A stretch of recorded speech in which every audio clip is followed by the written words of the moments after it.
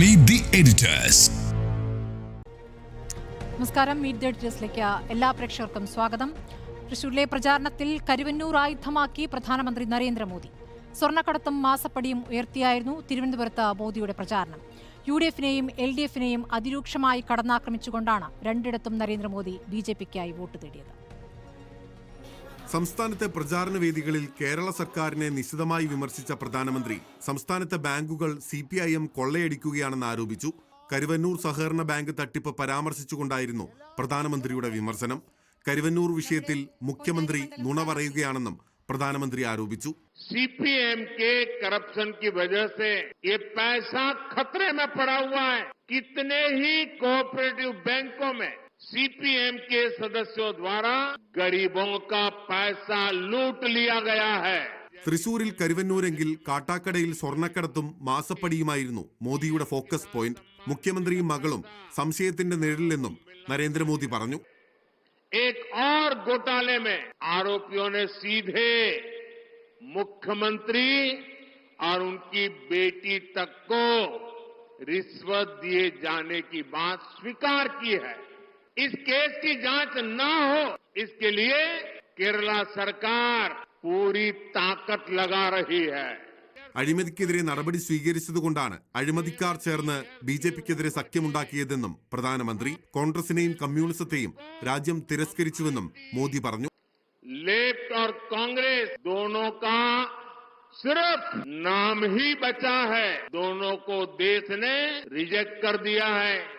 കാട്ടാക്കടയിൽ road show ആയിട്ടാണ് പ്രധാനമന്ത്രി വേദിയിലേക്ക് എത്തിയത്. റിപ്പോർട്ടർ, തിരുവനന്തപുരം, തൃശൂർ. മുന മുഖ്യന് നേരെയോ എന്നതാണ് ചോദ്യം.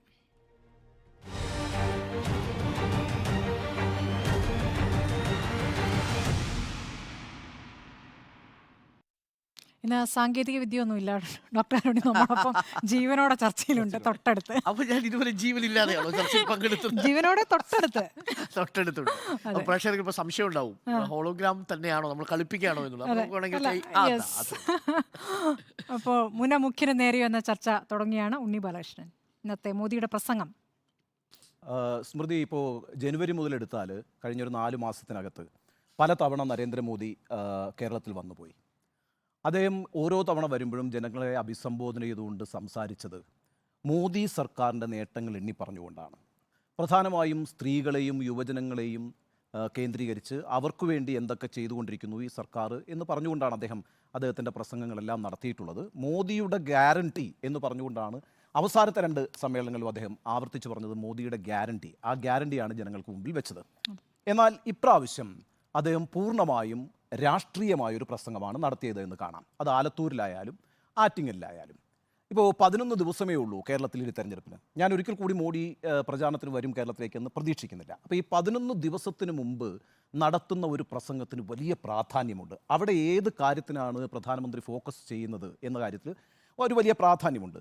നോക്കൂ, അദ്ദേഹം ഇന്ന് വന്ന് 2 സ്ഥലങ്ങളിലായി പറഞ്ഞത് കരുവന്നൂർ ഇഷ്യൂ, അതേപോലെ തന്നെ CMR-ൽ എക്സാലോജിക് ഇഷ്യൂ, അതേപോലെ ശമ്പളം പ്രതിസന്ധിയിലായ പ്രശ്നം, പെൻഷൻ മുടങ്ങിയ പ്രശ്നം, സ്വർണ്ണക്കടത്ത് പ്രശ്നം. ഇതെല്ലാമാണ് വളരെ പ്രധാനമായും ഫോക്കസ് ചെയ്തത്. ഇന്ന് അദ്ദേഹത്തിൻ്റെ ആക്രമണം താരതമ്യേന LDF-മായി കമ്പയർ ചെയ്യുമ്പോൾ വലതുപക്ഷത്തെ വലിയ രീതിയിൽ ആക്രമിച്ചു എന്ന് പറയാൻ കഴിയില്ല. എന്തുകൊണ്ടാണ് നരേന്ദ്രമോദി ഇങ്ങനെ LDF സർക്കാരിനെ കേന്ദ്രീകരിച്ചുകൊണ്ട് അവരെ ആക്രമിക്കുന്ന ഒരു പോസ്റ്റർ ഇന്ന് ആറ്റിങ്ങലിലും അതുപോലെ തന്നെ ആലത്തൂരിലും എടുത്തത്? ഇതാണല്ലോ പ്രധാനപ്പെട്ട പ്രശ്നമെന്ന് പറയുന്നത്. നോക്കൂ, കേരളത്തിലെ ജനങ്ങൾ ഏപ്രിൽ 26-ാം തീയതി തിരഞ്ഞെടുപ്പിലേക്ക് പോകുമ്പോൾ വളരെ പ്രധാനപ്പെട്ടതെന്ന് കരുതുന്ന 3 വിഷയങ്ങൾ ഓൾറെഡി തീരുമാനിച്ച് കഴിഞ്ഞിരിക്കുന്നു എന്നാണ് ഞാൻ വിചാരിക്കുന്നത്. കേരളത്തിലെ വോട്ടർമാരിൽ ബഹുഭൂരിപക്ഷം വരുന്ന വോട്ടർമാരെ സംബന്ധിച്ച് ഈ തെരഞ്ഞെടുപ്പ് 3 പ്രധാനപ്പെട്ട വിഷയങ്ങളെ മുന്നോട്ട് വയ്ക്കുന്നുണ്ട്. ഒന്ന്, ഈ രാജ്യത്തെ ജനാധിപത്യ വ്യവസ്ഥിതി അതേപോലെ തന്നെ തുടരണോ? ഇതാണ് കേരളത്തിലെ ജനങ്ങൾ പ്രധാനമായും ചർച്ച ചെയ്തുകൊണ്ടിരിക്കുന്ന ഒരു വിഷയം. 2, രാജ്യം ഒരു മതേതര രാഷ്ട്രമായി തുടരണോ? അതാണ് രണ്ടാമത്തെ വിഷയം. 3, നമ്മുടെ രാജ്യത്ത് ഇപ്പോൾ നിലവിലുള്ള അഥവാ ഹനിക്കപ്പെടുമെന്ന് നമ്മൾ ഭയക്കുന്ന പൗരസ്വാതന്ത്ര്യം നിലനിൽക്കണോ? ഈ 3 സുപ്രധാന വിഷയങ്ങളാണ് കേരളത്തിലെ ബഹുഭൂരിപക്ഷം വരുന്ന വോട്ടർമാരുടെയും മുന്നിലുള്ള പ്രശ്നമെന്ന് പറയുന്നത്. ഇപ്പോൾ കേരളത്തിലെ ഒരു സ്ഥിതി നോക്കുകയാണെങ്കിൽ ഒരു 12% വോട്ടാണ് കഴിഞ്ഞ നിയമസഭാ തെരഞ്ഞെടുപ്പിൽ BJPക്ക് ലഭിച്ചത്. ഞാൻ വിചാരിക്കുന്നത് ഈ തെരഞ്ഞെടുപ്പിൽ അവരുടെ വോട്ട് ശതമാനം ഇംപ്രൂവ് ചെയ്യും. എന്നാൽ ഒരു സീറ്റ് പോലും കേരളത്തിൽ എവിടെയും BJPക്ക് കിട്ടില്ല. പരമാവധി അവർക്ക് നേടാൻ കഴിയുന്നത് 15 മുതൽ 17% വരെ വോട്ടാണ്. ആ ഒരു ഇംപ്രൂവ്മെൻറ്റ് BJP കുറി കാണിക്കും. ഒരൊറ്റ സീറ്റ് പോലും BJPക്ക് ലഭിക്കില്ല.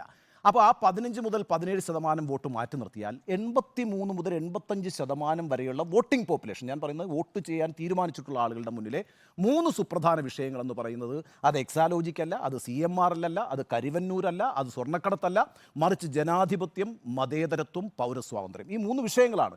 നിങ്ങൾ എത്ര റോഡ് വികസിപ്പിച്ചു എന്ന് പറഞ്ഞാലും, നിങ്ങൾ എത്ര ബുള്ളറ്റ് ട്രെയിൻ കൊണ്ടുവന്നു എന്ന് പറഞ്ഞാലും, നിങ്ങൾ ഇവിടെ എത്ര വിമാനത്താവളങ്ങൾ നിർമ്മിച്ചു എന്ന് പറഞ്ഞാലും, ജനങ്ങളുടെ അടിസ്ഥാന പ്രശ്നമെന്ന് പറയുന്നത് സ്വാതന്ത്ര്യത്തോടുകൂടി ജീവിക്കുക എന്നുള്ളതാണ്. ആ സ്വാതന്ത്ര്യം വെല്ലുവിളി നേരിട്ടുകൊണ്ടിരിക്കുന്ന ഒരു കാലഘട്ടത്തിലൂടെയാണ് നമ്മൾ പോകുന്നത് എന്ന ഉത്തമ ബോധ്യമുള്ള ജനതയാണ് കേരളത്തിലേത്. ഇപ്പോൾ നിങ്ങളൊരു നല്ല റോഡ് പണിതിട്ടു, ആ റോഡിലൂടെ ഒരു മനുഷ്യൻ നടന്നു പോകുമ്പോൾ ആ മനുഷ്യൻ്റെ കയ്യിൽ ബീഫാണ് എന്ന് പറഞ്ഞൊരു ആൾക്കൂട്ടം വന്ന് അയാളെ തല്ലിക്കൊല്ലുകയാണെങ്കിൽ പിന്നെ ആ റോഡിന് എന്ത് പ്രസക്തിയാവുള്ളത്, ആ പൊതുവഴിക്ക് എന്ത് പ്രസക്തിയാവുള്ളത്? അപ്പോൾ മനുഷ്യരെപ്പോഴും അവരുടെ സ്വാതന്ത്ര്യത്തിനാണ് വലിയ വില കൽപ്പിച്ചിട്ടുള്ളത് ലോകത്തെവിടെയും. കേരളീയർക്ക് ഈ കാര്യങ്ങളെക്കുറിച്ച് നല്ല രാഷ്ട്രീയ ബോധ്യമുണ്ട്. അതുകൊണ്ട് അവരുടെ തിരഞ്ഞെടുപ്പ് വിഷയം എന്ന് പറയുന്നത് ജനാധിപത്യവും മതേതരത്വവും അതുപോലെ തന്നെ പൗരസ്വാതന്ത്ര്യവുമാണ്. ഇനി കേരളത്തിൻ്റെ ഒരു സവിശേഷ സാഹചര്യം എന്താണ്? ഇവിടെ ആര് ജയിച്ചാലും അത് BJPക്കാർക്കെതിരായിട്ടുള്ള വിജയമാണ്, അത് NDA എന്നുള്ള ചേരിക്കെതിരായിട്ടുള്ള വിജയമാണ്, അത് ഇന്ത്യ സഖ്യത്തിൻ്റെ വിജയമാണ്. സ്വാഭാവികമായിട്ട് ഈ ഇന്ത്യ സഖ്യത്തിനിടയിലാണ് കേരളത്തിലെ ജനങ്ങൾ ഒരു തെരഞ്ഞെടുപ്പ് നടത്താൻ പോകുന്നത്. അല്ലാതെ BJPയുമായി ബന്ധപ്പെട്ട് ഈ തെരഞ്ഞെടുപ്പിനെ ഒരു മുഖ്യ പരിഗണനാ വിഷയമായി കേരളം കാണുന്നു എന്ന് ഞാൻ വിചാരിക്കുന്നില്ല. അതുകൊണ്ടാണ് ഞാൻ ഉറച്ചു പറയുന്നത് കേരളത്തിൽ ഒരു സീറ്റ് പോലും BJPക്ക് കിട്ടുന്ന പ്രശ്നമില്ല. ഇനിയിപ്പോൾ ഇന്ത്യ മുന്നണിക്കകത്ത് LDFും UDFും തമ്മിൽ മത്സരിക്കുമ്പോൾ ആ തിരഞ്ഞെടുപ്പിൽ നിശ്ചയമായും CMRൽ ഒരു വിഷയമാണ്, എക്സാലോജിക്ക് ഒരു വിഷയമാണ്, കരുവന്നൂർ ഒരു വിഷയമാണ്, അതുപോലെ തന്നെ പെൻഷൻ ഒരു വിഷയമാണ്, സ്വർണ്ണക്കടത്ത് പോലുള്ള വിഷയങ്ങളുണ്ട്. ഈ വിഷയങ്ങളൊക്കെ തന്നെയും ഈ തിരഞ്ഞെടുപ്പിൽ ഈ LDFനും UDFനും ഇടയിലെ തിരഞ്ഞെടുപ്പിൽ ഒരു ഫാക്ടേഴ്സായിട്ട് വർക്ക് ചെയ്യും. ഇപ്പോൾ നമ്മളുടേതടക്കമുള്ള സർവേയിൽ കാണുന്ന ഒരു കാര്യം എന്താണെന്ന് വെച്ചാൽ കേരളത്തിലൊരു സ്ട്രോങ് ആയ ഒരു ആൻറ്റി ഇൻകംബൻസി വേവ് ഉണ്ട്, ഒരു സർക്കാർ വിരുദ്ധ തരംഗമുണ്ട്. സ്വാഭാവികമായും 7.5 വർഷം ഭരണത്തിലിരിക്കുന്ന ഒരു സർക്കാർ ഒരു തെരഞ്ഞെടുപ്പിലേക്ക് പോകുമ്പോൾ പല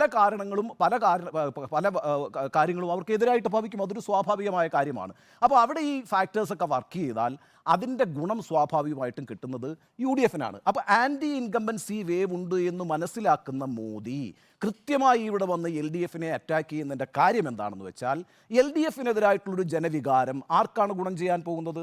അത് കോൺഗ്രസിന് ഗുണം ചെയ്യാം. ഇപ്പോൾ കോൺഗ്രസ് ക്ലെയിം ചെയ്യുന്നുണ്ടല്ലോ 20 സീറ്റും കിട്ടുമെന്നാണല്ലോ കോൺഗ്രസ് ക്ലെയിം ചെയ്യുന്നത്. കേരളത്തിൽ മാത്രമാണ് അങ്ങനെ ഒരു ക്ലെയിം അവർക്ക് വയ്ക്കാൻ പറ്റുന്നത്. ഇന്ത്യയിൽ എവിടെയും ഇപ്പം തെലങ്കാനയിൽ വലിയ ഭൂരിപക്ഷത്തിലൂടെയാണല്ലോ ഈ വർഷം വിജയിച്ചത്. അവിടെ അവർക്ക് അങ്ങനെ ഒരു ക്ലെയിം ഇല്ലല്ലോ. കർണാടകത്തിൽ 3-2 അടുപ്പിച്ച ഭൂരിപക്ഷത്തിലാണ് കഴിഞ്ഞ വർഷം ജയിച്ചത്. അവിടെയും അവർക്ക് ആ ക്ലെയിം ഇല്ല. ഇവിടെ മാത്രം ആ ക്ലെയിം വെക്കുന്നത് ഇവിടുത്തെ ഒരു സവിശേഷ സാഹചര്യത്തിലൊരു സ്ട്രോങ് ആൻറ്റി ഇൻകംബൻസി വേവ് ഉണ്ട്, അതുകൊണ്ട് ഞങ്ങൾ 20 സീറ്റിലും വിജയിച്ചു വരുമെന്ന് പറയുന്ന ആ കോൺഗ്രസിൻ്റെ വാദം അവിടെ മുഖവിലേക്ക് എടുത്തുകൊണ്ട് തന്നെ ആ ആൻറ്റി ഇൻകംബൻസി ഫാക്ടർ വർക്ക് ചെയ്യുകയാണ് എങ്കിൽ അതിൻ്റെ ഒരു ഭാഗം BJPയിലേക്ക് പോരട്ടെ എന്നാണ് മോഡി തീരുമാനിച്ചിരിക്കുന്നത്. മോഡിയെയും അമിത്ഷായും നമ്മൾ അണ്ടർ എസ്റ്റിമേറ്റ് ചെയ്യരുത്. അവർ നല്ല പൊളിറ്റീഷ്യൻസ് ആണ്, അവർക്ക് നന്നായി തന്ത്രങ്ങൾ മെനയാൻ അറിയാം. ഇന്നിപ്പോൾ കേരളത്തിലൊരു വികാരം സർക്കാർ വിരുദ്ധമാണ് എങ്കിൽ ആ സർക്കാർ വിരുദ്ധ വികാരം മൊത്തത്തിൽ അങ്ങ് കോൺഗ്രസിലേക്ക് പോകണ്ട, അതിൻ്റെ ഒരു ഭാഗം കൂടി പിടിച്ചെടുക്കാൻ കഴിയുമോ എന്നുള്ള രാഷ്ട്രീയമായ ലക്ഷ്യത്തോടുകൂടിയാണ് ഇന്ന് നരേന്ദ്രമോദി ഈ പ്രസംഗം നടത്തിയത്. അതായത് ഇതുവരെ ചെയ്ത എന്താ പറയുക, കളിക്കുമ്പോൾ കാടൊന്നും മലത്തിയിരിക്കുന്നു എന്നാണ്. കാരണം ഇതുവരെ കോൺഗ്രസിനെയാണ് അറ്റാക്ക് ചെയ്തുകൊണ്ടിരുന്നത്, രാഹുൽ ഗാന്ധിയാണ് അറ്റാക്ക് ചെയ്തുകൊണ്ടിരുന്നത്, പിന്നെ സർക്കാർ നടത്തിക്കൊണ്ടിരിക്കുന്ന മെച്ചപ്പെട്ട സേവനങ്ങളും മെച്ചപ്പെട്ട പ്രവർത്തനങ്ങളുമാണ് അദ്ദേഹം ആവർത്തിച്ച് പറഞ്ഞുകൊണ്ടിരുന്നതെങ്കിൽ ഇന്നിപ്പോൾ ഇവിടെ വന്ന് LDF സർക്കാരിനെതിരെ സംസാരിക്കുന്നത്, മുഖ്യമന്ത്രിക്കെതിരെ സംസാരിക്കുന്നത്, സ്വർണ്ണക്കടത്തടക്കമുള്ള പഴയ വിഷയങ്ങളെടുത്ത് വീണ്ടും അവതരിപ്പിക്കുന്നത് പൂർണ്ണമായും LDFനെതിരായിട്ടുള്ള ഒരു വികാരം കേരളത്തിലൂടെ സഞ്ചരിക്കുന്നുണ്ട്. ഒരു അടിയൊഴുക്കായി എന്നൊരു തോന്നൽ മോഡിക്കുണ്ട്.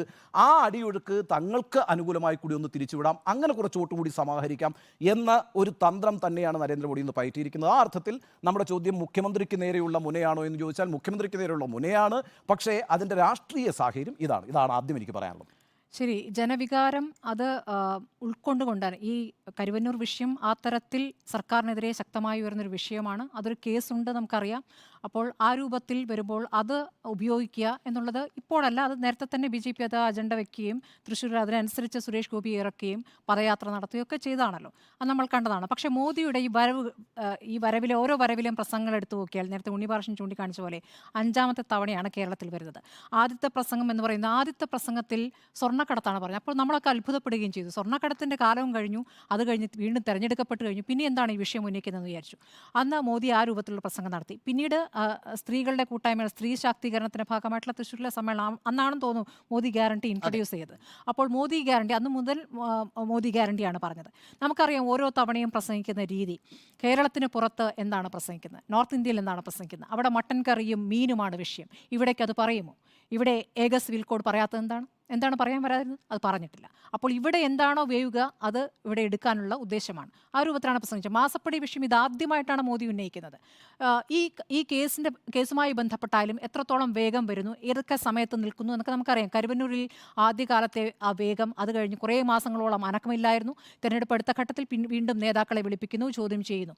അപ്പോഴും നടപടികളിലേക്ക് കടക്കുന്നുമില്ല. അപ്പോൾ ED ഇന്നിപ്പോൾ കോടതിയിൽ പറയുന്നത്, മോദി ഇന്ന് പ്രസംഗിച്ചതിന് തൊട്ട് പിന്നാലെ ED കോടതിയിൽ അറിയിക്കുകയാണ് നിക്ഷേപകർക്ക് പണം തിരികെ നൽകുന്നു.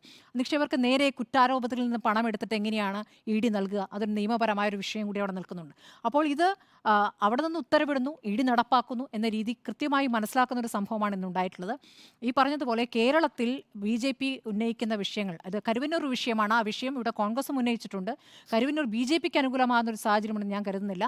ഇതുപോലെ BJPക്ക് അനുകൂലമായൊരു സാഹചര്യം ഉണ്ടെന്ന പ്രതീതി സൃഷ്ടിക്കാൻ സാമൂഹ്യ മാധ്യമങ്ങൾ വഴിയായാലും ചില അല്ലാത്ത മാധ്യമങ്ങൾ വഴിയാലും ഫലപ്രദമായി അത് ആ രീതിയിൽ എത്തിക്കാനുള്ള ശ്രമം മോദി നടത്തുന്നുണ്ട്, BJP നടത്തുന്നുണ്ട്. അത് പക്ഷേ തിരഞ്ഞെടുപ്പിൽ പ്രതിഫലിക്കാൻ കേരളത്തിൽ കുറച്ച് ബുദ്ധിമുട്ടാണെന്നാണ് ഞാൻ മനസ്സിലാക്കുന്നത്. ഓക്കെ, ഈ വിഷയത്തിൽ നമ്മൾ 3 പ്രധാനപ്പെട്ട കാര്യങ്ങളാണല്ലോ ഇന്ന് മോദി സൂചിപ്പിച്ചത്. 1 കരുവന്നൂര്, 2 മാസപ്പടി, 3 സ്വർണ്ണക്കടത്ത്.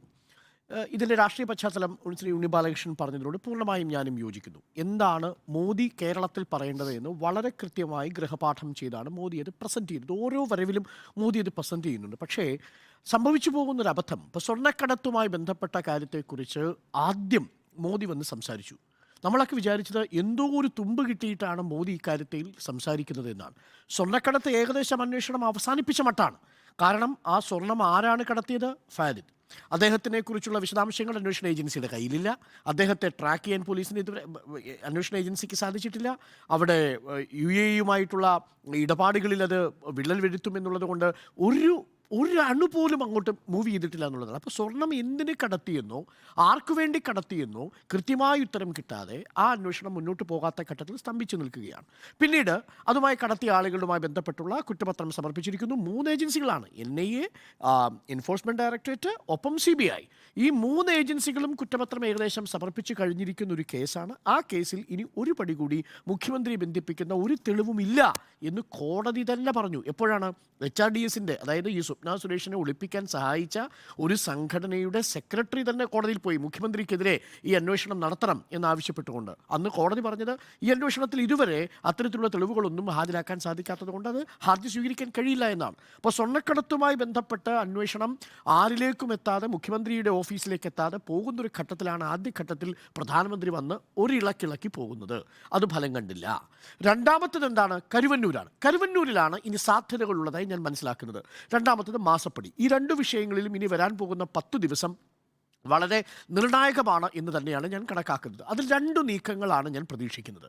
അതിലൊന്ന്, ED ഇപ്പോൾ പിടിച്ചെടുത്തിരിക്കുന്ന തുക കോടതിയോട് പറഞ്ഞിരിക്കുന്നത് ഈ പണം നഷ്ടപ്പെട്ട നിക്ഷേപകർക്ക് ആ പണം തിരിച്ചു നൽകാമെന്നാണ്. മോദി ആവർത്തിച്ചു പറയുന്നത് എന്താണ്? ഞങ്ങൾ വന്നതിന് ശേഷമാണ് പണം കണ്ടുകിട്ടിയത്. ശരിയാണ്. കാരണം പോലീസ്, ക്രൈംബ്രാഞ്ച് ഈ കേസ് രജിസ്റ്റർ ചെയ്യുന്നത് 2021 ജൂലൈ മാസത്തിലാണ്. അതിനുശേഷം 2.5 വർഷം കഴിഞ്ഞിട്ടും ആകെ തിരിച്ച് പിടിച്ച് എടുത്തത് 4400 രൂപ മാത്രമാണ്. എന്ന് പറഞ്ഞാൽ ED വന്നതിന് ശേഷം പണം കണ്ടുകെട്ടാൻ സാധിച്ചു. ആ കണ്ടുകിട്ടിയ പണം ഇനി നിക്ഷേപകർക്ക് കൊടുക്കും എന്നുള്ളതാണ്. പക്ഷേ അതൊരു കോടതിയുടെ അനുവാദം മാത്രമല്ല, ആ കേസ് ഡിസ്പോസ് ചെയ്യാതെ നിങ്ങൾക്ക് എങ്ങനെയാണ് കണ്ടുകിട്ടിയ പണം കൊടുക്കാൻ കഴിയുക എന്നുള്ളതൊരു നിയമപ്രശ്നം അവിടെയുണ്ട്. പക്ഷേ കരുവന്നൂർ ബാങ്ക് വഴി കൊടുക്കണം. പക്ഷേ കണ്ടുകിട്ടിയ പണം തിരിച്ചെങ്ങനെ കൊടുക്കും? EDക്ക് കൊടുക്കാനുള്ള അധികാരം എന്താണ്? കാര്യം ആ കേസ് ഡിസ്പോസ് ചെയ്ത് ഇവർ പ്രതികളായി ശിക്ഷിക്കപ്പെട്ടെങ്കിൽ മാത്രമേ ആ പണത്തിൽ പണം വാങ്ങി എങ്ങനെ കൊടുക്കുമെന്നൊരു ചോദ്യമുണ്ട്. പക്ഷെ ആ ഒരു പ്രചരണം ഇപ്പോൾ സജീവമാണ്. മോദി നഷ്ടപ്പെട്ടവരിൽ നിന്ന് പണം തിരിച്ചു കൊടുക്കാൻ പോകുന്നു. അതാണ് ഒരു സ്ട്രാറ്റജി. രണ്ടാമത്തെ സ്ട്രാറ്റജി, നേരത്തെ PK ബിജുവിനെ ചോദ്യം ചെയ്തു, ഷാജിനെ ചോദ്യം ചെയ്തു. വീണ്ടും AC മൊയ്തീനിലേക്ക് എത്താനുള്ള വഴികളുണ്ടോ എന്ന് പരമാവധി അന്വേഷിച്ചുകൊണ്ടിരിക്കുക. ഞാൻ മനസ്സിലാക്കുന്നത് ഇതിൽ ആലത്തൂരിലെ സ്ഥാനാർത്ഥിയായ TN സരസുവുമായി പ്രധാനമന്ത്രി ഒരു ഫോണിൽ സംഭാഷണം നടത്തുന്നത് പുറത്തു വന്നിരുന്നു. അത് ഈ മോദിയുടെ വരവിന് തൊട്ടു മുൻപായിട്ടുള്ളൊരു സംവിധാനം ഒരുക്കലായിരുന്നു, ഒരു രംഗമൊരുക്കലായിരുന്നു, ഒരു പശ്ചാത്തലമൊരുക്കലായിരുന്നു. കാരണം മോദിക്ക് ഇനി ഇവിടെ വന്ന് സംസാരിക്കാൻ ഒരു പ്രധാന വിഷയം വേണം. നാരീശക്തി പറഞ്ഞാൽ മണിപ്പൂർ ചോദ്യമുണ്ടാവും. അത് നിങ്ങൾക്ക് ഉയർത്താൻ കഴിയില്ല. നിങ്ങൾക്ക് കേരള സ്റ്റോറി പ്രചരിപ്പിക്കാൻ കഴിയില്ല. സിവിൽ കോഡ് ഇവിടെ പ്രചരിപ്പിക്കാൻ കഴിയില്ല. CSDS സർവേ തന്നെ മോദിയുടെ ലീഡർഷിപ്പിൽ ഏറ്റവും കൂടുതൽ ആളുകൾ പിന്തുണയ്ക്കുന്ന രാമക്ഷേത്രം പറയാൻ കഴിയില്ല. പിന്നിന് പറയണമെങ്കിൽ ഈ സർക്കാരിനെതിരെ ടെയിൻറ്റഡായ ഇമേജ് പ്രദർശിപ്പിക്കണം. അത് സ്വർണ്ണക്കടത്ത് പറയാൻ കഴിയില്ല. ഞാൻ നേരത്തെ പറഞ്ഞത് ആ കേസ് അവിടെ അവസാനിച്ചു. ഇനിയുള്ളത് എന്താണ്? 2 കാര്യങ്ങളാണ്, മാസപ്പടിയും കരുവന്നൂരും. മാസപ്പടിയുടെ കാര്യത്തിൽ SFIയുടെ അന്വേഷണം നടക്കുക, ഈ ഇവിടെ CMRL ഉദ്യോഗസ്ഥർക്ക് ED കൊടുത്തിരിക്കുക. അതിനും അപ്പുറത്തേക്ക് UDF നേതാക്കളാണ് കൂടുതൽ പണം പറ്റിയിരിക്കുന്നത് എന്നൊരു പ്രശ്നം കൂടി അവിടെ കിടക്കുന്നു. അപ്പോൾ അത് LDF തിരിച്ചു വിടണമെങ്കിൽ പിന്നെ ആകെയുള്ളത് കരുവന്നൂരാണ്. അങ്ങനെ വരണമെങ്കിൽ ആലത്തൂരിലെ സ്ഥാനാർത്ഥി എന്നെ വിളിച്ച് കരഞ്ഞു പറഞ്ഞു അത്രേ, നിക്ഷേപകർ പണം കിട്ടാതെ ബുദ്ധിമുട്ടുന്നു എന്ന് പറഞ്ഞു എന്നാണ്. ഞാൻ മനസ്സിലാക്കുന്നത് ആലത്തൂരിലെ സ്ഥാനാർത്ഥിക്ക് ഈ കരുവന്നൂരിലെ ബാങ്ക് ഇടപാടുകളെക്കുറിച്ച് കാര്യമായ ധാരണയില്ല എന്നാണ്. കാരണം എനിക്ക് വ്യക്തിപരമായിട്ട് അറിയാവുന്ന ഒരു സ്ഥാനാർത്ഥി കൂടിയാണ്. ഒരുപക്ഷെ ഇനി അതിനെക്കുറിച്ച് പഠിച്ചു എന്ന് കരുതുക.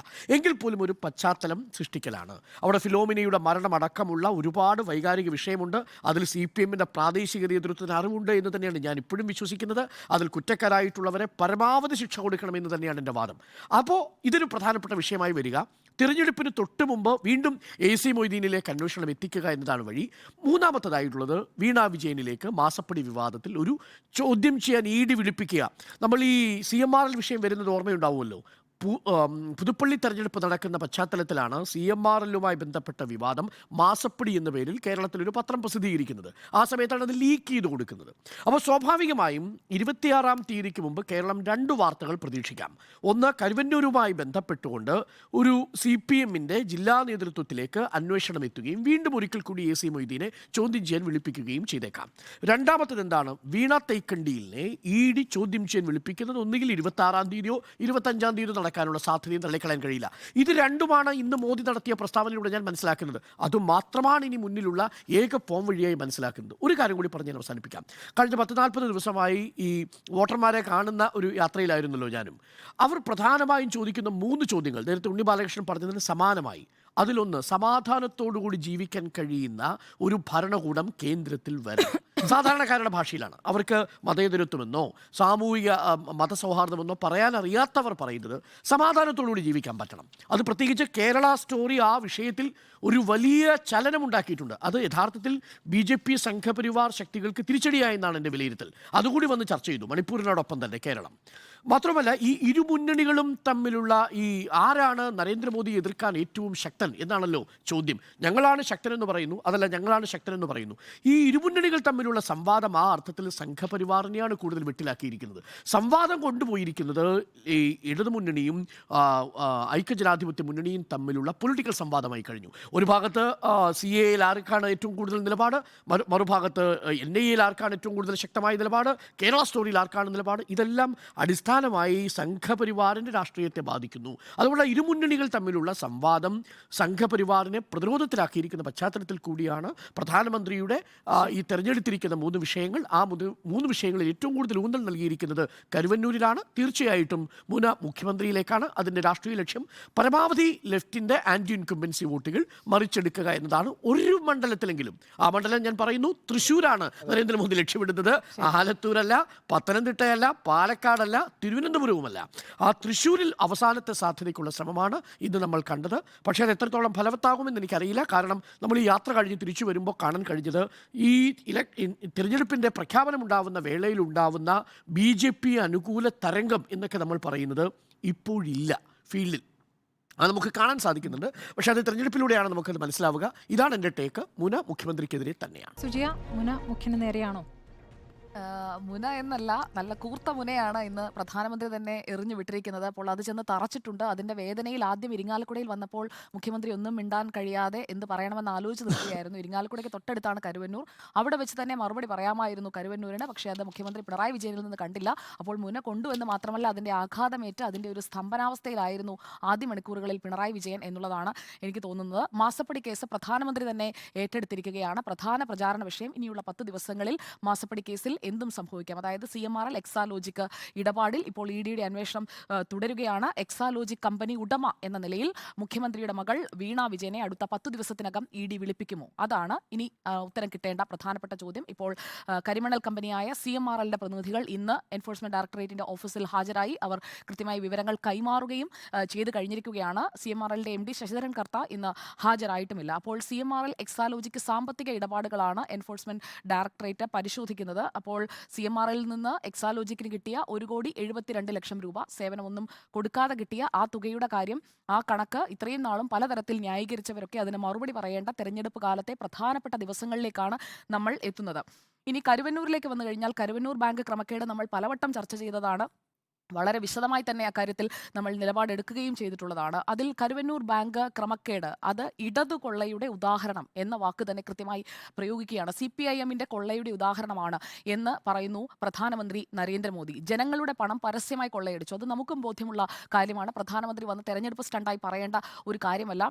നേരത്തെ ഡോക്ടർ അരുൺകുമാർ സൂചിപ്പിച്ചതുപോലെ ഇവിടെ സരസു എന്ന ആലത്തൂരിലെ സ്ഥാനാർത്ഥി പറഞ്ഞറിയുന്നത് മാത്രമല്ല, കരുവന്നൂർ എന്ന വിഷയത്തെക്കുറിച്ച് പ്രധാനമന്ത്രിക്ക് നേരത്തെ തന്നെ അറിയാവുന്ന പ്രോപ്പർ അവയർനെസ് ഉള്ള വിഷയം തന്നെയാണ്. അപ്പോൾ സരസു പറഞ്ഞത് എന്നെ എല്ലാവരും വിളിച്ച് കരയുന്നു, കാരണം ആലത്തൂരിലെ സ്ഥാനാർത്ഥിയാണ്. അപ്പോൾ കുന്നംകുളം ഭാഗത്തു നിന്നും അങ്ങനെയൊക്കെ ഈ പണം നഷ്ടപ്പെട്ട ആളുകളൊക്കെ വിളിച്ച് കരയുന്നു എന്ന് സരസു തന്നോട് പറഞ്ഞു എന്നാണ് പ്രധാനമന്ത്രി ഇന്ന് ഉപയോഗിച്ച വാചകം. പലരും നിലവിളിച്ചുകൊണ്ടാണ് വിളിച്ചത് എന്ന് സരസു പറഞ്ഞു എന്നാണ് പ്രധാനമന്ത്രി ഇന്ന് കോട്ട് ചെയ്തത്. അപ്പോൾ ഇവിടുത്തെ പ്രധാനപ്പെട്ട വിഷയം എന്താണ്? പാവങ്ങൾ, മധ്യവർഗത്തിൽപ്പെട്ട ആളുകൾ, അവരാണ് കരുവന്നൂരിലെ പ്രധാന നിക്ഷേപകർ എന്ന് പറയുന്നത്.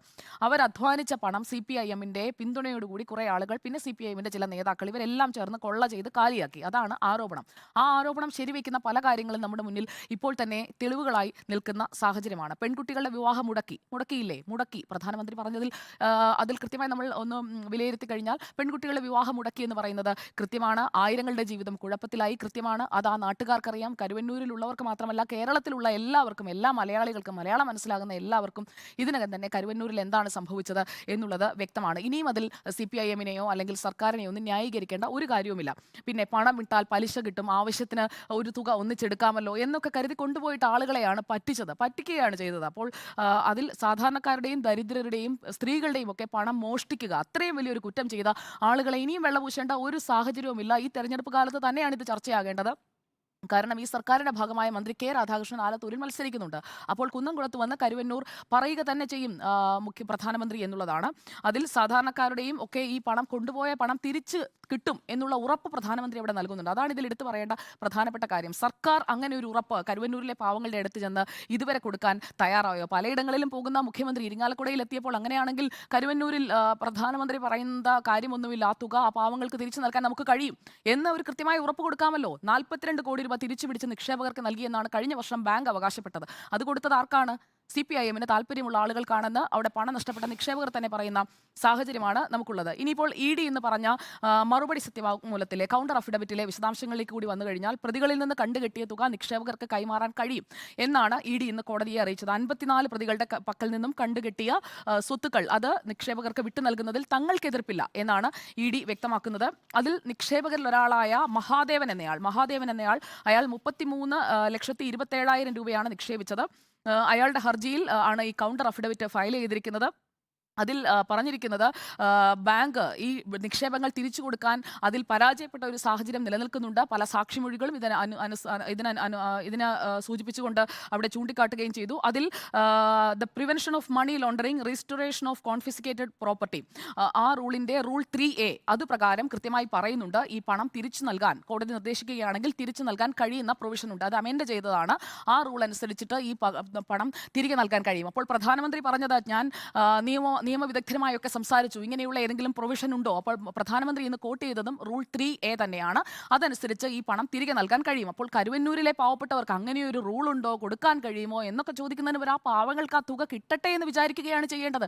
അല്ലാതെ ഇനിയും നിക്ഷേപിച്ച് 5,000-ഓ 10,000-ഓ വീതം കിട്ടിക്കൊണ്ട് എത്ര നാളാണ് അവരതിനു വേണ്ടി കാത്തിരിക്കേണ്ടത്? ഓരോരുത്തരും എത്രമാത്രം ബുദ്ധിമുട്ടി എന്നുള്ളത് നമുക്കറിയാം. 2021 ജൂലൈ 14 തൊട്ടാണ് നമ്മൾ ഈ കരുവന്നൂർ തട്ടിപ്പ് പുറത്തു വന്ന് അതേക്കുറിച്ച് ഇങ്ങനെ സംസാരിച്ചുകൊണ്ടേയിരിക്കുന്നത്. 30 ലക്ഷത്തിന് നിക്ഷേപം ഉണ്ടായിട്ടും ചികിത്സ കിട്ടാതെ, ചികിത്സയ്ക്ക് മതിയായ പണം കിട്ടാതെ മരിച്ചുപോയ ഫിലോമിന എന്ന 70-കാരി, അവരുടെ മൃതദേഹവുമായി നടത്തിയ സമരം, അതൊന്നും കേരളത്തിന് മറക്കാറായിട്ടില്ല. ഇത് പ്രധാനമന്ത്രി വന്ന് ഓർമ്മിപ്പിക്കുകയാണ്. കരുവന്നൂർ എന്ന വാക്ക് കേൾക്കുമ്പോൾ ഫിലോമിനയുടെ മൃതദേഹം ഏന്തിക്കൊണ്ടുള്ള സമരം നമ്മുടെ മുന്നിലേക്ക് വരും. അങ്ങനെയാണ് അവിടെ ജനരോഷം അണപൊട്ടിയത്. മനുഷ്യപ്പറ്റുള്ള എല്ലാവരും കരുവന്നൂരിലെ പാവങ്ങൾക്കൊപ്പമാണെന്ന് പ്രഖ്യാപിച്ചത്. അതിൽ രാഷ്ട്രീയം കാണേണ്ട കാര്യമൊന്നുമില്ല. അതിൽ സ്ഥലം MLA ആയ മന്ത്രി ആർ ബിന്ദു ആദ്യം പറഞ്ഞത് എന്താണ്? പച്ചക്കള്ളമാണ് പറഞ്ഞത്. ചികിത്സയ്ക്ക് പണം കൊടുത്തുവെന്ന്. അത് വിവാദമായി കഴിഞ്ഞപ്പോഴാണ് അടിയന്തര സഹായമായ 2 ലക്ഷം രൂപ, പിന്നീട് അവരുടെ നിക്ഷേപം അത്രയും കൊടുത്തത്. അതൊക്കെ കേരളം കണ്ടതാണ്. ഇതെല്ലാം അവിടെ നിലനിൽക്കുന്ന കരുവന്നൂരിലെ സത്യങ്ങളാണ്. ഇനി ഫിലോമിനയിൽ നിന്ന് എടച്ചാലി രാമനിലേക്ക് വന്നാൽ, എടച്ചാലി രാമൻ സ്ഥലം വിറ്റ 10 ലക്ഷം രൂപ അവിടെ നിക്ഷേപിച്ചതാണ്. വിവാഹിതനല്ല, ഒറ്റയ്ക്കാണ്. അതുകൊണ്ട് തന്റെ സ്ഥലം വിറ്റ പണം അവിടെ കൊണ്ടുപോയി നിക്ഷേപിച്ചു. പൊറത്തിശ്ശേരി ശാഖയിലാണ് എടച്ചാലി രാമന്റെ നിക്ഷേപം. അദ്ദേഹത്തിന് തലച്ചോറിന് ഒരു അസുഖം വന്ന് സർജറിക്ക് ആവശ്യത്തിനായിട്ട് അപേക്ഷിക്കുന്നു. 3 ലക്ഷം വേണമെന്ന് ആവശ്യപ്പെടുന്നു. പക്ഷേ ഈ തുക കിട്ടുന്നത് 1 മാസം കഴിഞ്ഞിട്ടാണ്. അതും വെറും 50,000 രൂപ. 50,000 രൂപ കിട്ടി 3-ാമത്തെ ദിവസം അദ്ദേഹം മരിച്ചു. അദ്ദേഹത്തിന്റെ ബന്ധു മനോജാണ് ഇത് വന്ന് മാധ്യമങ്ങൾക്ക് മുന്നിൽ സർക്കാരിനെതിരെ വന്ന് പറയുന്നത്. അത് പ്രധാനമന്ത്രി പറയിപ്പിച്ചതാണോ? അല്ലെങ്കിൽ ആലത്തൂരിലെ സ്ഥാനാർത്ഥി സരസു പറയിപ്പിച്ചതാണോ? ഒന്നുമല്ല. കൃത്യമായി കരുവന്നൂരിൽ ജനരോഷമുണ്ട്. ആ കരുവന്നൂർ വിഷയത്തിൽ അത് ഈ തെരഞ്ഞെടുപ്പിലെ പ്രധാനപ്പെട്ട വിഷയം തന്നെയാണ്. ഇനി മാപ്രാണ സ്വദേശി ശൈലജ, ഞാൻ 1-2 ഉദാഹരണങ്ങളെ പറയുന്നുള്ളൂ. മാപ്രാണ സ്വദേശി ശൈലജ 15 ലക്ഷം രൂപയാണ് കരുവന്നൂരിൽ കൊണ്ടുപോയിട്ടത്. മോന്റെ കല്യാണത്തിന് കിട്ടിയില്ല. ഇപ്പോഴും 5ഉം 10ഉം വീതമൊക്കെയാണ് കയ്യിൽ കിട്ടുന്നത്. അപ്പോൾ 42 കോടി കൊടുത്തവരിൽ ഇവരൊന്നും പെടാതെ പോകുന്നത് എങ്ങനെയാണ്? അപ്പോൾ ED സമർപ്പിച്ച ആദ്യഘട്ട കുറ്റപത്രത്തെക്കുറിച്ചൊക്കെ ഇവിടെ സൂചിപ്പിച്ചു. ആ കുറ്റപത്രത്തിൽ 12,000 പേജുണ്ട്. അതുകൊണ്ട് ഞാനത് മുഴുവനൊന്നും വായിച്ചു നോക്കിയിട്ടില്ല. എന്തായാലും 55 പ്രതികളുണ്ട്. ഇനിയിപ്പോൾ അന്വേഷണം നടക്കുന്നത് കൃത്യമായി ഇതിന്റെ സൂത്രധാരരായ പിന്നിൽ നിന്ന് കളിച്ച ആളുകളിലേക്കാണ്. ആ അന്വേഷണം എത്താൻ പോവുകയാണ്. അതിന്റെ ഒരു ഭയം ഇതിനകം തന്നെ പിടികൂടിയിട്ടുണ്ട് CPIM-ന്. അടുത്ത 10 ദിവസങ്ങൾക്കുള്ളിൽ അവരിലേക്ക് കൃത്യമായ അന്വേഷണം എത്തുകയാണെങ്കിൽ കരുവന്നൂർ ഈ തെരഞ്ഞെടുപ്പിലെ പ്രധാന ചർച്ചാ വിഷയമായി നിലനിൽക്കുക തന്നെ ചെയ്യും. ബോധമുള്ള മലയാളികൾ അത് മനസ്സിലാക്കി വോട്ട് ചെയ്യുന്ന ഒരു സാഹചര്യവും നമ്മൾ കാണും. അപ്പോൾ കരുവന്നൂർ, സ്വർണ്ണക്കടത്ത്, മാസപ്പടി, ഇതിൽ സ്വർണ്ണക്കടത്ത് വിഷയം നേരത്തെയും പ്രധാനമന്ത്രി ഉന്നയിച്ചതാണ്. പക്ഷേ ഇന്ന് പറഞ്ഞതിൽ ഈ കരുവന്നൂരിനും മാസപ്പടിക്കും വെയിറ്റേജ് കൂടുതൽ തന്നെയാണ്. എന്തുകൊണ്ട് ഇരിങ്ങാലക്കുടയിൽ വന്നപ്പോൾ മുഖ്യമന്ത്രി പിണറായി വിജയൻ ഈ പറയുന്ന കരുവന്നൂർ എന്ന തൊട്ടടുത്ത ഗ്രാമത്തിലെ തട്ടിപ്പിനെ കുറിച്ച് പ്രധാനമന്ത്രി പറഞ്ഞത് നുണയാണ്, നിങ്ങൾ എങ്ങനെയാണ് പണം തിരിച്ചു കൊടുക്കാൻ പോകുന്നത്, നിങ്ങളെ കൊണ്ട് പറ്റില്ല, നിങ്ങൾ തെരഞ്ഞെടുപ്പ് സ്റ്റണ്ടാണ് എന്നൊക്കെ പറയാറുന്നല്ലോ. ഒന്നും പറഞ്ഞില്ല പിണറായി വിജയൻ. അപ്പോൾ സംസ്ഥാന സർക്കാരിനെ കുറിച്ച് സ്വർണ്ണക്കടത്ത് വിഷയത്തിൽ ഇപ്പോൾ പറഞ്ഞിരിക്കുന്നത് സ്വർണ്ണക്കടത്ത് കേസിനെ കുറിച്ച് മാത്രമല്ല, അതിലെ ആളുകളെ രക്ഷിക്കാനായി സംസ്ഥാന സർക്കാർ ഒന്നടങ്കം ശ്രമിക്കുകയാണ് എന്നുള്ളതാണ് പറഞ്ഞത്. മാത്രമല്ല, ഇന്ന് പ്രധാനമന്ത്രി പറഞ്ഞ മറ്റൊരു പ്രധാനപ്പെട്ട കാര്യം എന്ന് പറയുന്നത് കൊള്ള കാരണം കേരളത്തിന്റെ ഖജനാവ് അങ്ങ് കാലിയായി, ഒന്നുമില്ല. അത് ഒന്നുമില്ല എന്ന് കോടതിയിൽ തന്നെ ചെന്ന് പറഞ്ഞത് സംസ്ഥാന സർക്കാരാണ്. ശമ്പളവും പെൻഷനും വരെ മുടങ്ങിയത് നമ്മൾ കണ്ടതാണ്. അതിനെല്ലാം കേന്ദ്രത്തെ കുറ്റപ്പെടുത്തി സുപ്രീം കോടതിയിലേക്ക് പോയി. അപ്പോൾ മോദി ചോദിക്കുന്നു, സുപ്രീം കോടതിയിൽ പോയിട്ട് നല്ല പ്രഹരമല്ലേ കിട്ടിയത് എന്ന് നരേന്ദ്രമോദി ചോദിക്കുന്നു. അതൊരു തെരഞ്ഞെടുപ്പ് സമയത്ത് ചോദിക്കുന്ന ചോദ്യമാണ്. ഈ ശമ്പളവും പെൻഷനും ഒക്കെ മുടങ്ങിയതൊക്കെ ശമ്പളക്കാരും പെൻഷൻകാരും അവരെ ആശ്രയിച്ച് ജീവിക്കുന്ന ആളുകളും ഒക്കെ ചർച്ച ചെയ്യും. ഇതൊന്നുമില്ലാതെ മതേതരത്വത്തെക്കുറിച്ചാണ്, പൗരസ്വാതന്ത്ര്യത്തെക്കുറിച്ചാണ്, അത് മാത്രമാണ് ചർച്ച ചെയ്യുന്നതെന്ന് പറഞ്ഞു കഴിഞ്ഞാൽ അത് മുഴുവൻ കാണാതെ ഏതെങ്കിലും ഒരു ഭാഗത്തെ ഒരു ഓട്ടയിലൂടെ പുറത്തെ യാഥാർത്ഥ്യം കാണാൻ ശ്രമിക്കുന്നവർക്ക് അങ്ങനെ പറയാൻ കഴിയുകയുള്ളൂ. ഉണ്ണിസാർ അങ്ങനെ പറഞ്ഞു എന്നല്ല ഞാൻ പറയുന്നത്. അങ്ങനെയുള്ള വിലയിരുത്തലുകൾ ആണ് കൂടുതലായും ഈ രാഷ്ട്രീയ നേതാക്കളിൽ നിന്ന് വന്നുകൊണ്ടിരിക്കുന്നത്. അത് അവരുടെ തെറ്റായ ബോധ്യത്തിന്റെ അടിസ്ഥാനത്തിലുള്ള ഇതാണ്. മാത്രമല്ല, അഴിമതിക്കാരുടെ സഖ്യത്തിനെതിരെയാണ് പ്രധാനമന്ത്രി ഇന്ന് സംസാരിച്ചത് മുഴുവൻ. അതിൽ ഇന്ത്യ മുന്നണിയെക്കുറിച്ച് എടുത്തു പറയുന്നുണ്ട്. ഈ അഴിമതിക്കാരുടെ സഖ്യമെന്ന് പറയുമ്പോൾ അഴിമതിക്കാരുടെ സഖ്യത്തിൽ തന്നെയാണ് CPIM-ഉം ചേർന്ന് നിൽക്കുന്നത്. BJP-യെ പറയുമ്പോൾ തങ്ങൾ ചെയ്ത ഏറ്റവും വലിയ തെറ്റ്, ഞാൻ ഇന്ന് ഈ വിഷയമായതുകൊണ്ട് തന്നെ കരുവന്നൂർ എന്ന് പറയുന്നത് ഒരു വലിയ തെറ്റാണ്. ആ വലിയ തെറ്റ് എത്ര ന്യായീകരിക്കാൻ ശ്രമിച്ചാൽ, അതുകൊണ്ടാണ് മുഖ്യമന്ത്രിക്ക് ഇന്ന് മിണ്ടാട്ടം മുട്ടിപ്പോയത്. അല്ലെങ്കിൽ ഇരിങ്ങാലക്കുടയിൽ പറയണമായിരുന്നു. എന്തിനെക്കുറിച്ചും ഉടനടി ഷാർപ്പായി കൗണ്ടർ അറ്റാക്ക് നടത്തുന്ന മുഖ്യമന്ത്രി പിണറായി വിജയൻ എന്തുകൊണ്ടാണ് മിണ്ടാട്ടം മുട്ടിപ്പോയത്? അപ്പോൾ മിണ്ടാട്ടം മുട്ടിപ്പോയിട്ടുണ്ടെങ്കിൽ അതിൽ കള്ളൻ കപ്പലിൽ തന്നെയുണ്ട് എന്നുള്ളത് മുഖ്യമന്ത്രിക്ക് അറിയാം എന്നുള്ളതാണ് എന്റെ ഫസ്റ്റ് ടേക്ക്. കൂട്ടിച്ചേർക്കാനുള്ളത് 2 കാര്യങ്ങളാണ്. ഒന്ന്, ഇപ്പോൾ കരുവന്നൂരിലെ ഇപ്പോഴത്തെ അവസ്ഥ എന്താണ് എന്നുകൂടി നമ്മൾ പ്രേക്ഷകരെ അറിയിക്കണമല്ലോ. കരുവന്നൂരിൽ ഈ തട്ടിപ്പിന് ശേഷം പിന്നീട് ആ പണം തിരിച്ചു നൽകാനായിട്ട് ആദ്യഘട്ടത്തിലൊരു ശ്രമം നടന്നു. അത് പാളിപ്പോയിരുന്നു. പിന്നീട് ഈ കൺസോർഷ്യം ഒക്കെ രൂപീകരിക്കുന്നു. അതിനുശേഷം നടത്തിയ ശക്തമായ ഇടപെടലിൽ 50 കോടി ഇപ്പോൾ സംഭവിച്ചിരിക്കുന്നത് അല്ല, ഇപ്പോൾ 116 കോടി കൊടുത്തു. ഇനി 51 കോടി രൂപ കൂടി കൊടുക്കാനുണ്ട്. 51 കോടി രൂപയാണ് ഇനി കൊടുക്കാനുള്ളത്. 1 ലക്ഷം രൂപ വരെ ഫിക്സഡ് ഡിപ്പോസിറ്റ് 50,000 രൂപ വരെ സേവിങ്സ് ബാങ്ക് നിക്ഷേപമുള്ളവരുടെയും പണം പൂർണ്ണമായും കൊടുത്തു തീർത്തു. ബാക്കിയുള്ളവരുടേത് ഘട്ടം ഘട്ടമായി കൊടുക്കുന്നു. ത്രൈമാസ പലിശ നിരക്കിലാണ് കൊടുക്കുന്നത്. 51 കോടി രൂപ കൂടി കൊടുക്കാനുണ്ട്. ഇപ്പോൾ ഈ സ്വർണ്ണപ്പണയത്തിന്മേൽ 5 കോടി രൂപ വന്നു കഴിഞ്ഞു. 14 14 കോടി രൂപ കൺസോർഷ്യത്തിൽ നിന്ന് ലഭിക്കാൻ പോകുന്നു. ഇതാണ് നിലവിൽ കരുവന്നൂര് നൽകുന്ന ഉറപ്പ്. അപ്പോൾ കരുവന്നൂരിൽ ബാങ്കിൽ ഇപ്പോൾ അസച്ച് നിക്ഷേപകർക്ക് പ്രശ്നങ്ങളില്ല. പക്ഷേ അതിൻ്റെ ഭാഗമായി കരുവന്നൂരിൽ 2020 മുതലെങ്കിലും ഈ ദുരന്തം അനുഭവിച്ച മനുഷ്യരുണ്ട്. അവരോട് ഈ സർക്കാർ ചെയ്തത്, അന്ന് ആ കാലഘട്ടത്തിലുണ്ടായിരുന്ന സഹകരണ വകുപ്പ് ചെയ്തത് അനീതിയാണെന്ന് നമ്മൾ ആവർത്തിച്ചു തന്നെ പറയണം. പക്ഷെ അത് ഈ തിരഞ്ഞെടുപ്പിലെ ഏറ്റവും പ്രധാനപ്പെട്ട വിഷയമാണോ എന്നോട് ചോദിച്ചാൽ അല്ല എന്നാണ് ഞാൻ പറയുക.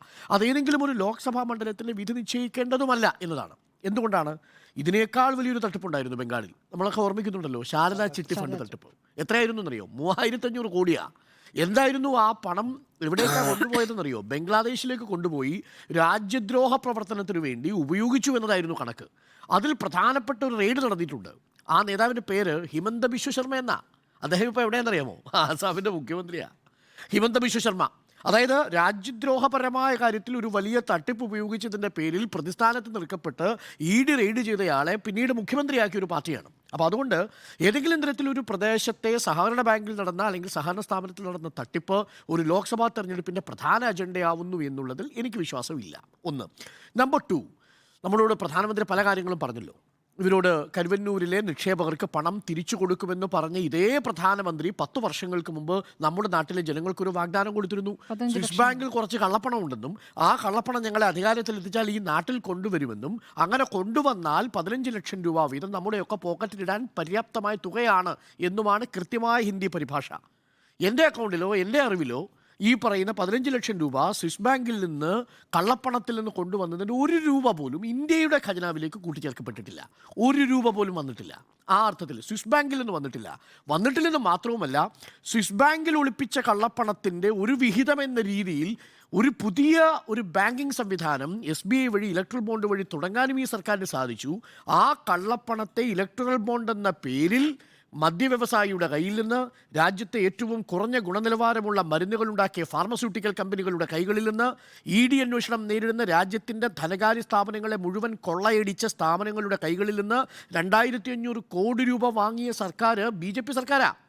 ആ സർക്കാരിൻ്റെ നയിക്കുന്ന പ്രധാനമന്ത്രി കരുവന്നൂരിൽ വന്ന് പാവപ്പെട്ട നിക്ഷേപകർക്ക് പണം കൊടുക്കുമെന്നൊക്കെ പറഞ്ഞാൽ എന്ത് പ്രഹസനമാണ് സജി എന്ന് മാത്രമേ ആ ഘട്ടത്തിൽ പറയാനുള്ളൂ. കാരണം ഇതേ പ്രധാനമന്ത്രി പറഞ്ഞ ആദ്യത്തെ കാര്യം സ്വിസ് ബാങ്കിലെ പണം കണ്ടെത്തിയിട്ടില്ല. 50 രൂപയ്ക്ക് പെട്രോൾ കൊടുക്കാമെന്നും പെട്രോളിൻ്റെയും ഡീസലിൻ്റെയും വില വർദ്ധിച്ചാൽ എങ്ങനെ സാധാരണക്കാരായ മനുഷ്യർ ജീവിക്കും എന്നുള്ളത് പറഞ്ഞത് ഉറപ്പ് കൊടുത്തത് ജീവിക്കാൻ സാധിച്ചിട്ടില്ല. CSDS-ൻ്റെ സർവേ പ്രകാരം ഇപ്പോഴും തൊഴിലില്ലായ്മയും പണപ്പെരുപ്പവും വിലവർദ്ധനയും ഒരു പ്രധാനപ്പെട്ട വിഷയമായി നിൽക്കുന്നു. അതിനെ മറികടക്കാൻ ഈ സർക്കാരിനൊന്നും ചെയ്യാൻ കഴിയുന്നില്ല, പകച്ചു നിൽക്കുകയാണ്. ഗ്യാസിൻ്റെ വിലയാവട്ടെ, ഇന്നിപ്പോൾ ചർച്ചയിൽ പറയായിരുന്നു, ഉടുപ്പിയിൽ പോയി ഒരു സാധാരണ ചായ കുടിച്ചിട്ട് വരുമ്പോൾ 14 രൂപ മുതൽ 24 രൂപ വരെയാണ് അവിടെ ഈടാക്കുന്നത്. അപ്പോൾ ചായ കുടിക്കുന്ന ആൾക്കാർക്കറിയാം എന്താണ് വിലവർദ്ധനവിൽ സംഭവിച്ചിരിക്കുന്നത്, എന്തുകൊണ്ട് വിലവർദ്ധനവ് ഉണ്ടാവുന്നു. അപ്പോൾ നമ്മൾ പറയുന്നു കക്കൂസ് നിർമ്മിക്കാനാണ് എന്ന് പറയുന്നു. എന്തെങ്കിലും തിന്നിട്ട് വേണ്ടേ സാറേ കക്കൂസി പോകാൻ എന്നുള്ള ചോദ്യം വോട്ടർമാർ ആവർത്തിച്ച് ചോദിച്ചുകൊണ്ടിരിക്കുന്ന ഒരു ഘട്ടത്തിലാണ് കരുവന്നൂര്, മാസപ്പടി, സ്വർണ്ണക്കടത്ത് ഈ 3 വിഷയങ്ങൾ നിൽക്കുന്നത്.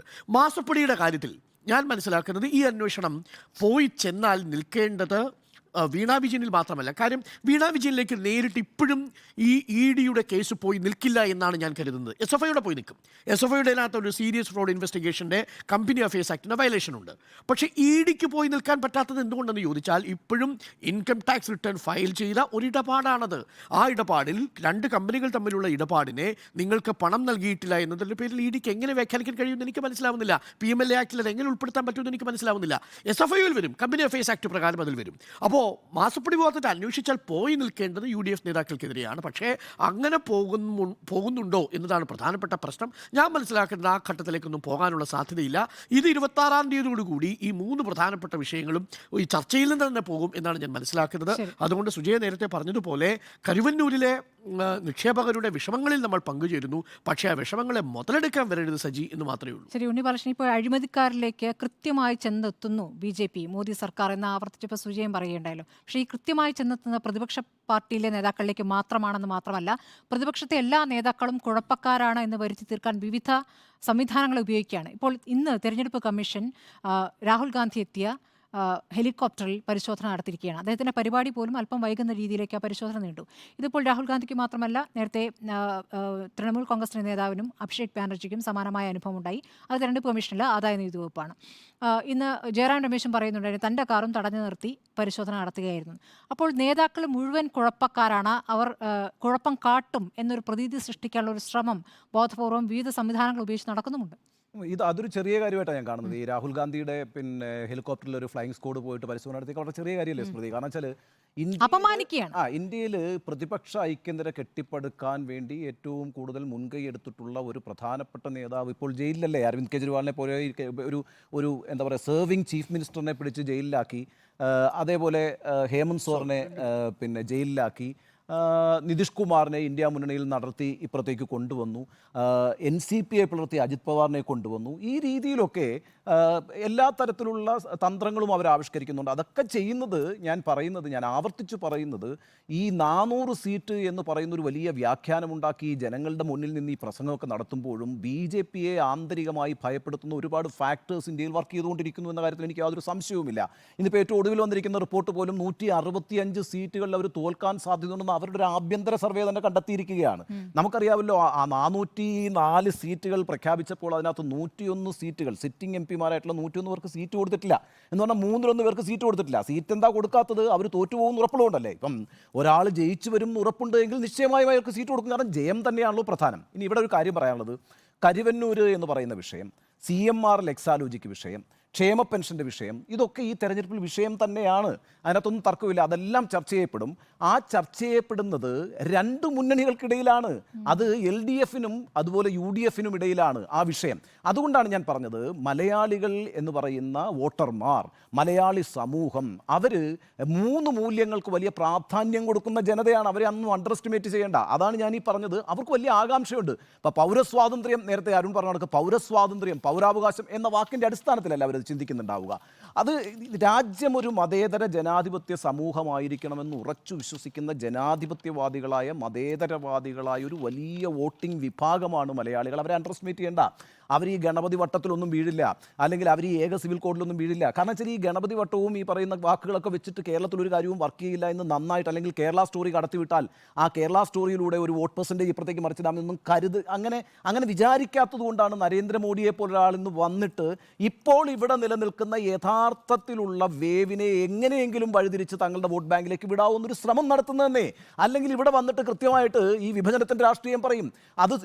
അത് പറയുന്നതിനകത്ത് കഴിവുള്ള ആളുകളാണ്, മിടുക്കുള്ള ആളുകളാണ്. എന്തുകൊണ്ടാണ് കേരളത്തിലേക്ക് വരുമ്പോൾ അത് പറയാതിരിക്കുന്നത്? അത് കേരളത്തിൻ്റെ മഹത്വമാണ്. അതിവിടെ വേവില്ല എന്ന് നന്നായിട്ടറിയാം. പിന്നെ കരുവന്നൂർ പറഞ്ഞോളൂ, അതിൻ്റെ ഗുണമാർക്കാണ് കിട്ടുന്നതെന്ന് BJP വിലയിരുത്തിക്കോണം.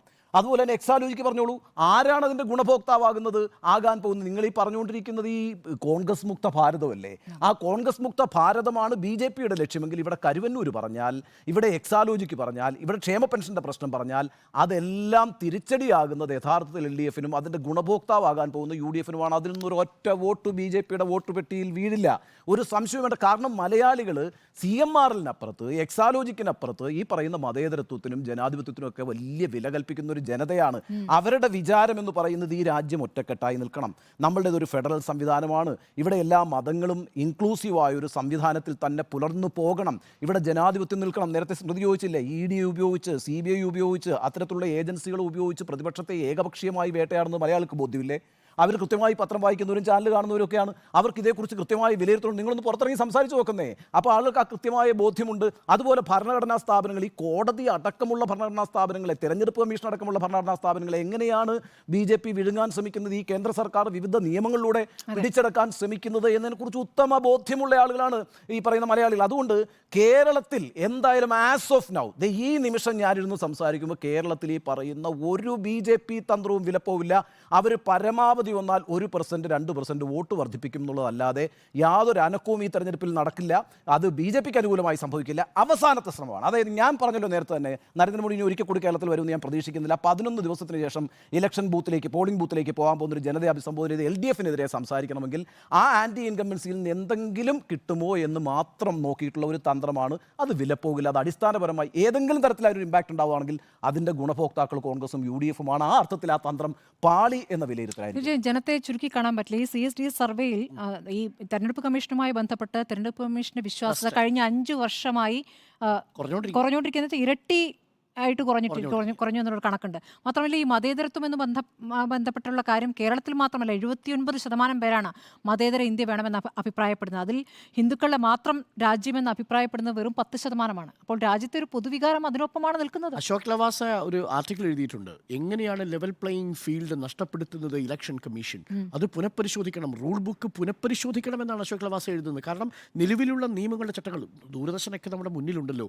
എങ്ങനെയാണ് സർക്കാർ മെഷീനറികളെ ദുരുപയോഗം ചെയ്യുന്നത്?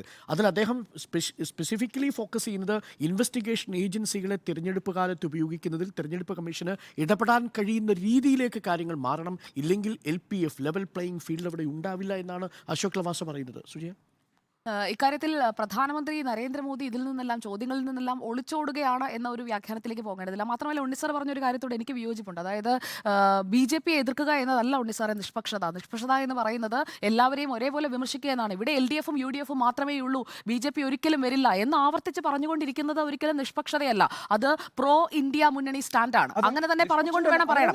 അതെ, അങ്ങയുടേത് പ്രോ ഇന്ത്യ മുന്നണി സ്റ്റാൻഡാണ്. നിഷ്പക്ഷതയില്ല. ഇനി നിഷ്പക്ഷമായ BJP വിരുദ്ധതയാണത്. BJP വിരുദ്ധതയാണ് അങ്ങയുടെ സ്റ്റാൻഡ്. അതെ, അങ്ങയുടെ സ്റ്റാൻഡ് BJP വിരുദ്ധതയാണ്, ആന്റി മോദിയാണ്. മാഡവും അങ്ങനെയാണോ? ആന്റി മോദി മുന്നണി സ്റ്റാൻഡാണ്. അത് ക്ലിയറായി. ഇനി ഞാൻ എന്റെ മറുപടിയിലേക്ക് വരാം. അതായത് പ്രധാനമന്ത്രി നരേന്ദ്രമോദി ഇന്ന് ഇലക്ട്രൽ ബോണ്ട് അടക്കമുള്ള കാര്യങ്ങളിൽ അദ്ദേഹത്തിന്റെ ഒരു അഭിമുഖത്തിൽ ANI ഇന്ന് കൊടുത്ത ഒരു 78 മിനിറ്റുള്ള ഒരു ബ്രോഡ്കാസ്റ്റ് ആണ്. അപ്പോൾ അതിൽ കൃത്യമായി ഈ ചോദ്യങ്ങൾക്കൊക്കെയുള്ള മറുപടി അദ്ദേഹം പറഞ്ഞു പോകുന്നുണ്ട്. അതേക്കുറിച്ച് മെൻഷൻ ചെയ്യാതെ വൺ സൈഡഡായി പോയത് കൊണ്ട് ഞാൻ അതുകൂടി പറയാമെന്ന് കരുതുന്നു. ഇലക്ട്രൽ ബോണ്ട് അത് ഒരിക്കലും എല്ലാം തികഞ്ഞ ഒരു മാർഗമായി ഞങ്ങൾ അവകാശപ്പെടുന്നില്ല എന്നാണ് പ്രധാനമന്ത്രി നരേന്ദ്രമോദി പറഞ്ഞത്. പിന്നെ പണത്തിന്റെ ഉറവിടം സുതാര്യമാക്കുമായിരുന്ന ഈ ബോണ്ടുകൾ റദ്ദാക്കിയതിൽ എല്ലാവരും ഖേദിക്കേണ്ടി വരുമെന്ന് അദ്ദേഹം പറഞ്ഞുകൊണ്ട് ഈ കള്ളപ്പണത്തെക്കുറിച്ച് പറയുന്നു. ഞാൻ ഇലക്ട്രൽ ബോണ്ടിനെ കുറിച്ചല്ല, ഈ കള്ളപ്പണത്തെക്കുറിച്ച് പറഞ്ഞു. നേരത്തെ അതാണല്ലോ ഡോക്ടർ അരുൺ സൂചിപ്പിച്ചു വെച്ചത്. അപ്പോൾ ഈ രാജ്യത്തെ തെരഞ്ഞെടുപ്പുകളിൽ കള്ളപ്പണം ഒഴുകുന്നുണ്ട് എന്നത് ഒരു പരസ്യമായ രഹസ്യമാണ്. എവിടെ നിന്നൊക്കെയാണ് വരുന്നത്, ആരൊക്കെയാണ് അതിന്റെ ഉപയോഗിച്ചുകൊണ്ട് തെരഞ്ഞെടുപ്പുകൾ നേരിടുന്നത് എന്നതാണ് പ്രധാനപ്പെട്ട വിഷയം. രാഹുൽ ഗാന്ധിയുടെ ഹെലികോപ്റ്റർ എന്ന് പറയുന്നത് വയനാട് മണ്ഡലത്തിലെ സ്ഥാനാർത്ഥിയാണ് രാഹുൽ ഗാന്ധി. സ്ഥാനാർത്ഥികളുടെ വരവും പോക്കും അവർ വിനിയോഗിക്കുന്ന പണവും ഒക്കെ നിരീക്ഷിക്കേണ്ട സംവിധാനമാണ് തെരഞ്ഞെടുപ്പ് കമ്മീഷൻ. അതിൽ നിന്ന് രാഹുൽ ഗാന്ധിയാണ് രാഹുൽ ഗാന്ധിയെ പരിശോധിക്കരുത്, രാഹുൽ ഗാന്ധിയെ തുടരുത് എന്ന് പറഞ്ഞുകൊണ്ട് അങ്ങനെ രാഹുൽ ഗാന്ധിക്ക് ഈ നാട്ടിൽ ഒരു പ്രിവിലേജുമില്ല. ഒരു സ്ഥാനാർത്ഥിയാണ് രാഹുൽ ഗാന്ധി. വയനാട്ടിലെ സ്ഥാനാർത്ഥിയായ രാഹുൽ ഗാന്ധിയുടെ വാഹനത്തിൽ മറ്റേതൊരു സ്ഥാനാർത്ഥിയുടെ വാഹനത്തിലോ അദ്ദേഹത്തിന്റെ തെരഞ്ഞെടുപ്പുമായി ബന്ധപ്പെട്ട കാര്യങ്ങളിലോ നടത്തുന്ന അതേ പരിശോധന രാഹുൽ ഗാന്ധിയുടെയും വാഹനത്തിൽ നടക്കും. രാഹുൽ ഗാന്ധി കാറിലല്ല ഹെലികോപ്റ്ററിലാണ് വന്നത്, അതുകൊണ്ട് ഹെലികോപ്റ്ററിൽ പരിശോധിക്കും. അത് ഇനിയും പരിശോധിക്കേണ്ട സാഹചര്യം വന്നാൽ പരിശോധിക്കും. രാഹുൽ ഗാന്ധിയെ പരിശോധിച്ചാൽ ഉടനെ BJPയെ പരിശോധിക്കണം. രാഹുൽ ഗാന്ധിയെ മാഡം എന്തിനാണ് ഇത്രയും രാഹുൽ ഗാന്ധിക്ക് വേണ്ടി വാദിക്കുന്നത്? ഞാനൊന്ന് പറഞ്ഞോട്ടെ. രാഹുൽ ഗാന്ധിയുടെ വാഹനം എന്ന് പറയുന്നത് ഒരു സ്ഥാനാർത്ഥിയുടെ വാഹനമാണ്. രാഹുൽ ഗാന്ധി ഒരു സ്ഥാനാർത്ഥിയെ കാണും, അല്ലാതെ ഒരു അതിമാനുഷിക പരിഗണന കൊടുത്തുകൊണ്ട് അങ്ങനെ ഒരു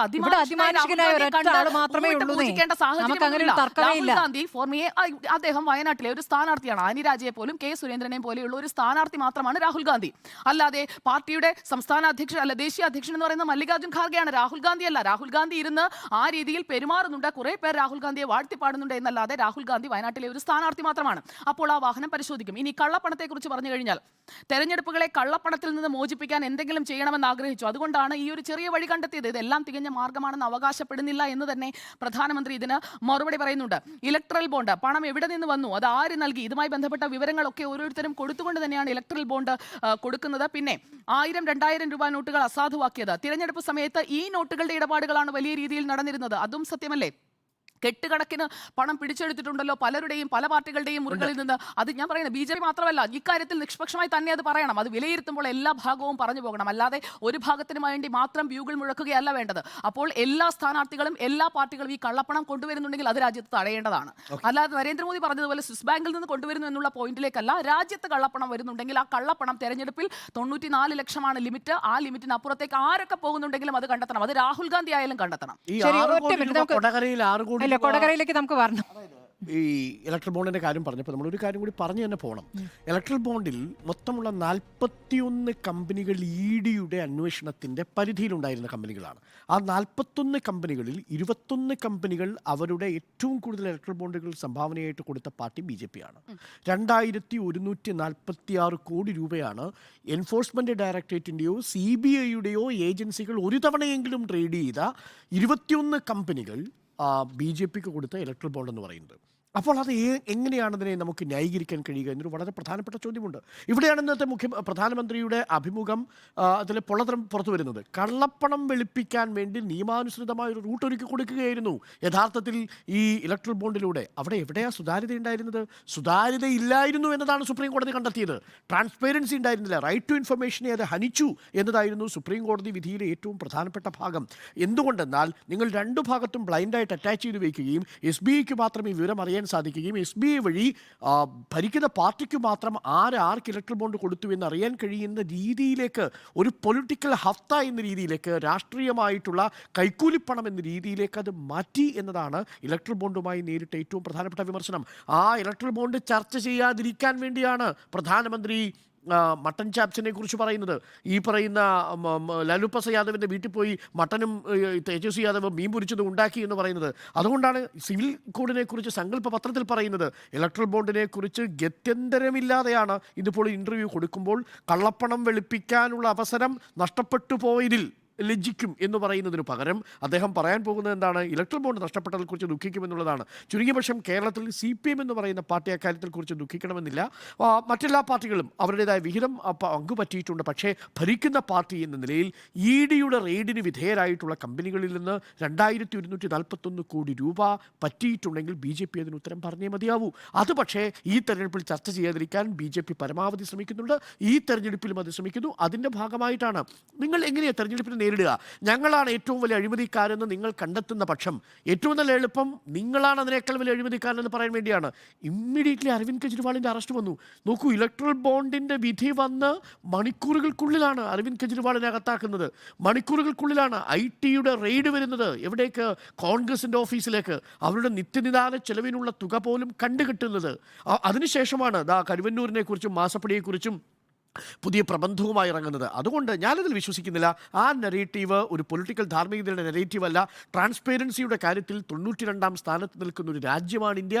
ആ രാജ്യത്തെ ഭരണകൂടത്തിൻ്റെ പങ്ക് ഈ പറയുന്ന കള്ളപ്പണം വെളുപ്പിക്കൽ വരുന്നു എന്നതാണ് ഇലക്ട്രൽ ബോണ്ടിലെ പ്രധാനപ്പെട്ട കാര്യം. ഓക്കെ, അതിലൊരു കാര്യം കൂടി ആഡ് ചെയ്യാനുണ്ട്. അതായത് ഇതുവരെയുള്ള തെരഞ്ഞെടുപ്പ് കമ്മീഷന്റെ കണക്കാണല്ലോ നേരത്തെ മാഡം ചോദിച്ചത്. തെരഞ്ഞെടുപ്പ് കമ്മീഷൻ ഇതുവരെ എത്ര പിടിച്ചു? 2019 തെരഞ്ഞെടുപ്പിൽ പിടിച്ചതിനേക്കാൾ എത്രയോ മടങ്ങ് ഇതുവരെ പിടിച്ചിരിക്കുന്നു. തെരഞ്ഞെടുപ്പ് കമ്മീഷന്റെ ഒഫീഷ്യൽ കണക്ക് വന്നിട്ടുണ്ട്. Largest ever seizure of inducements before general elections.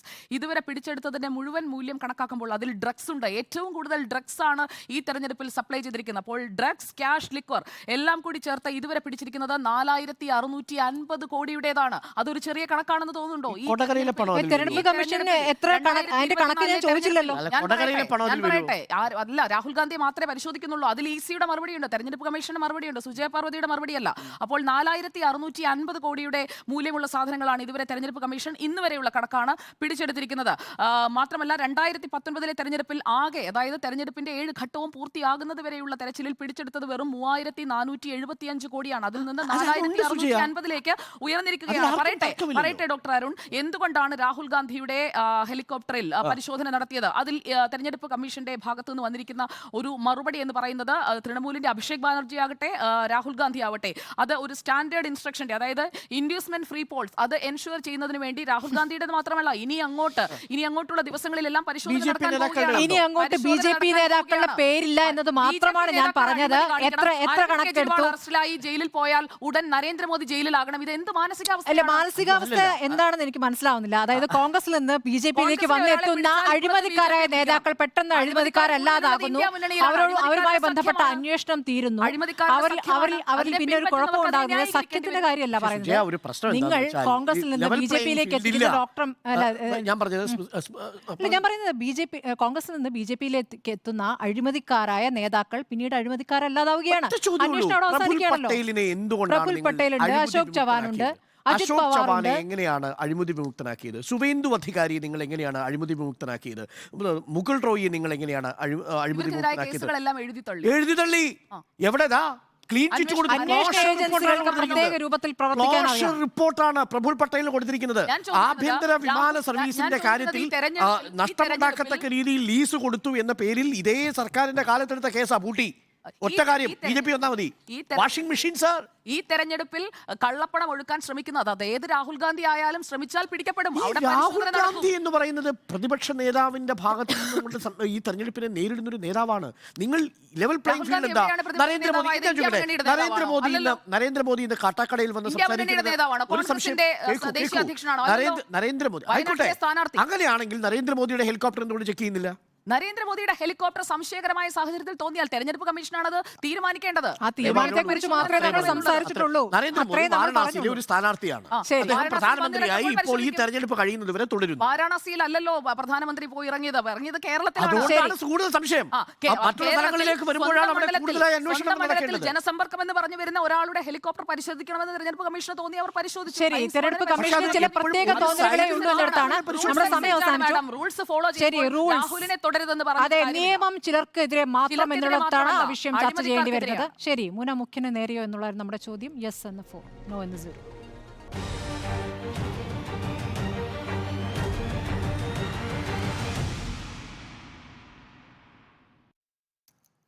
Meet the എഡിറ്റേഴ്സിന് നാളെ ഗുഡ് നൈറ്റ്.